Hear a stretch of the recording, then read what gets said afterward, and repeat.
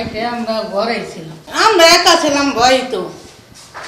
আমার স্বামী কাজে ছিল, ছেলে কাজে ছিল। ঠিক কখন থেকে ঘটনাটা ঘটছে?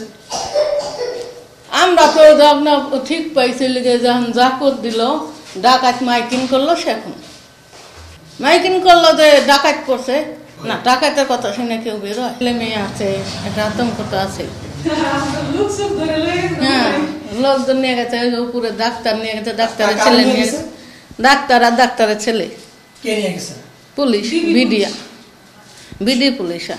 মানে শুধু কি এখান থেকে নিছে নাকি আরো নিচে, ওই পাশের বাড়িতে নিচে, ওই বাড়ি থেকে নিচে, সব বাড়ি থেকে নিচে। হ্যাঁ, নিয়ে গেছে। কেন তোমার বলেছে? না, এই যে কিছু জিজ্ঞাসাবাদ করার জন্য থানায় নিয়ে গেছি রাত 3টার সময়।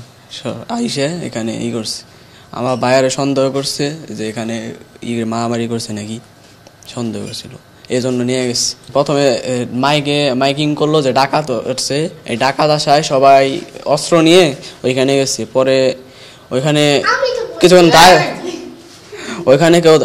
দাঁড়িয়ে থাকলো, পরে ওইখানে দাঁড়িয়ে থাকলো, পরে ছাদে অনেক মানুষ ঢুকে পরে মারলো, কোবাকুবি করলো, অনেক হয়েছে। আমি ছাদ থেকে দেখছি, অনেক হয়েছিল। এটা টালা দিয়া থইছে। পরে রাত্রের কয়টার দিকে জানি পুলিশ টুলিশ আইছে, 2:30টার দিকে বলে আইসা এখানে। মানে আমার স্বামী আবার 12টার দিকে আইসে গাড়ি চালায়। পরে আবার তো এই ঘরের বাইরে জিগাইছে, আমরা ওনারাও বাইরে আনে। এখানে মহিলা মানুষ ওখানে যায় কি করবো,